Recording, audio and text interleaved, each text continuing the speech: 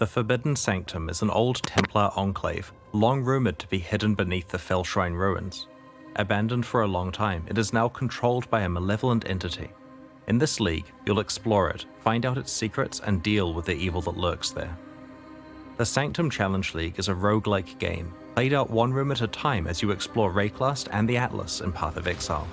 In every area or map you enter, you can make a choice of which room in the Sanctum you will explore next. On the Sanctum map, you can see the contents of a few rooms ahead, enabling you to plot a path through its dangerous halls. And the Sanctum is dangerous.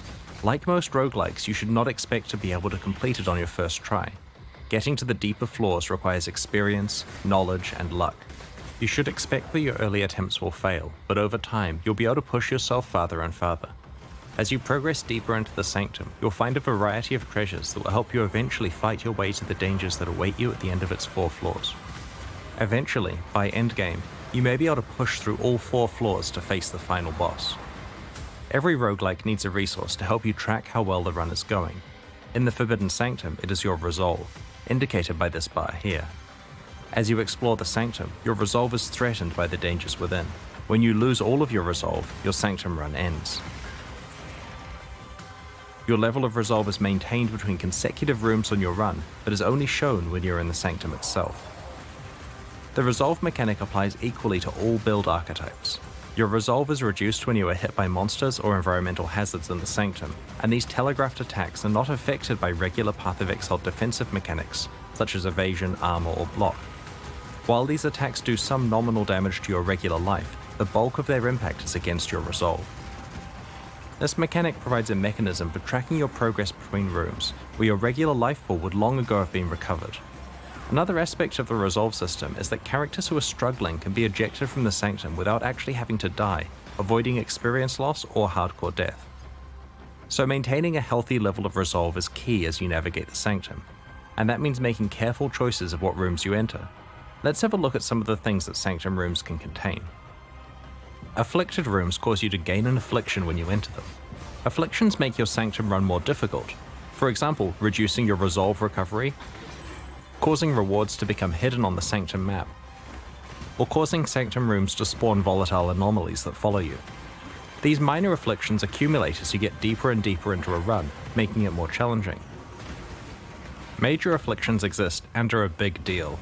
They have significant consequences, such as entirely preventing the recovery of resolve. So, a Sanctum run gets harder and harder as you pick up more afflictions. Sounds great. But every roguelike needs a way for you to gain power throughout your run. In the Forbidden Sanctum, that system is boons. Boons are beneficial buffs that help you as you progress through the Sanctum. Minor boons make things a little easier, such as slowing down monsters or adding a special shield to your resolve called Inspiration. Major boons don't come along often, but have large effects, such as preventing you from receiving more minor afflictions, or recovering your resolve to 50% the next time you run out. Due to the vast variety of afflictions and boons, no 2 runs are the same. Generally speaking, your best Sanctum runs are the ones where the afflictions you choose have little effect on you, and the boons either counteract them or have a large benefit for the strategy you're running. Some rooms in the Sanctum contain a fountain which will restore some of your lost resolve. Others contain afflicted fountains that restore even more resolve at a cost. Rooms with a treasure reward contain chests full of the Templar Aureus currency, a type of gold coin they used for commerce within their Sanctum. You'll also find some Aureus coins from monsters that you kill as you explore. These are picked up automatically, like Azurite, and are not tradable, and like your afflictions and boons, are lost when your Sanctum run ends. Some rooms contain a merchant who accepts your Aureus coins in exchange for boons. Plan your purchases carefully, as you may encounter the merchant again later on with even more expensive boons to purchase. Occasionally, the sinister powers controlling the Sanctum will present you with the choice of making an accursed pact. You are given several pacts to choose from and can even opt to take all that you are offered. All pacts have a big upside and a big downside, such as exchanging a portion of your maximum resolve for a random major boon. It's very dangerous to make a pact, but if you pick the right circumstances, your gamble could pay off. In addition to rewards that help you progress through the Sanctum, many rooms let you immediately receive Path of Exile currency items, but with a twist. Whenever you're offered some currency items that you can receive right away, you are also offered a more valuable option that will be waiting for you after the boss fight at the end of the current floor of the Sanctum. It's a gamble because if you fail your run before you reach and defeat the boss, you will not receive the reward you picked. Later on, you're offered the extreme temptation of getting a massive currency reward that is conditional on completing your entire Sanctum run without failing. At a specific point in the Forbidden Sanctum storyline, you'll discover a special altar that Templar relics can be placed on. These relics directly affect your Sanctum runs and are not lost when a run ends. They persist throughout the League as a permanent source of meta progression. Acquiring new and better relics is one of the ways you can push farther and farther with each run you try. Relics cannot be crafted and cannot be traded, as they represent your personal progression throughout the League. You'll accumulate more than you can use simultaneously, so you'll have options to fine-tune your strategy from run to run.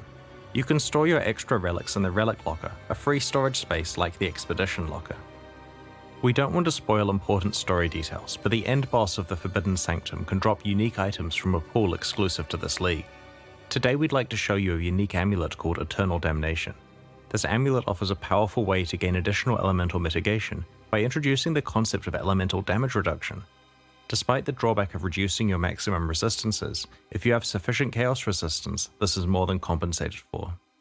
Because of the roguelike nature of the Forbidden Sanctum, defeating the boss of a floor is a difficult achievement and hence rewards a lot of experience. You may fail on the way, so if you do manage it, expect a good experience boost for your achievement. Another reward you can find is a special type of relic called a Sanctified Relic that has mods that directly affect your character's build. You can only unlock one slot for this type of relic, and while these relics can't be crafted through conventional means, you may find special reward rooms in the Sanctum that can modify them. These relics exist for this League only and provide a boost to character power for players who are able to master the Sanctum. The Sanctum League offers a roguelike experience that tempts you into taking risks and rewards you if those pay off.